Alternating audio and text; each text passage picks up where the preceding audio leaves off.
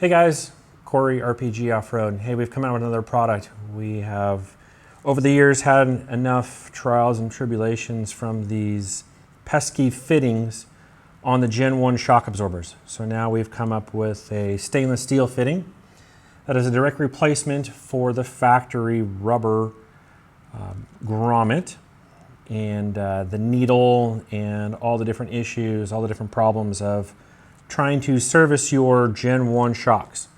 So what this simply is we have this new stainless steel fitting that threads down into the shock absorber, and it gives us a conventional Schrader valve. We also supply you a new cap with American flag on top of it. And then there is an O-ring that goes in the base of the shock body that gets squished down onto by our replacement fitting. So putting these in is pretty simple. Simple 3/16 Allen wrench and a crescent wrench and a pick will get you taken care of. What I'm gonna do is this is a shock absorber that we just took apart and have cleaned up a little bit in preparation for doing some service here. I just want to show you how easy this was to install. So what we have here is our 3/16 Allen, and sometimes we get lots of oil left over, but you should hear the gas. No gas left in this one. Got a pick. Simply pull out the grommet that's inside. Oh, there's your gas.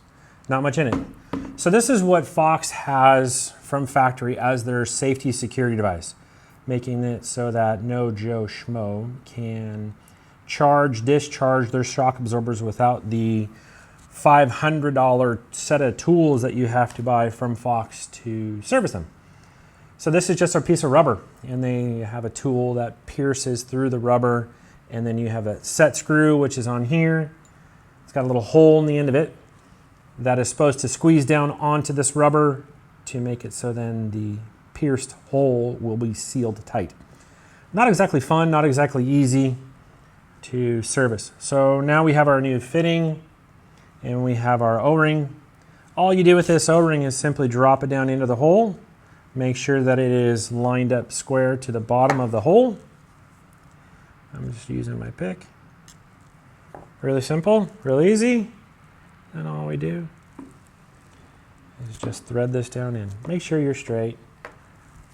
Put some more threads on it. And then there's a 7/16. Just for the video, I'm going to use a crescent.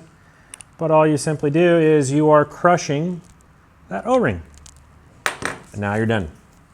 Go ahead and use your RPG, known line loss, pressure, nitrogen pressure, control valve if you wish, and charge this baby up to 200 PSI, and then put your nice American flag cap onto your shock. Now you can service your shocks very easily. Any Joe Schmo can do it now. Have a good day. Thank you.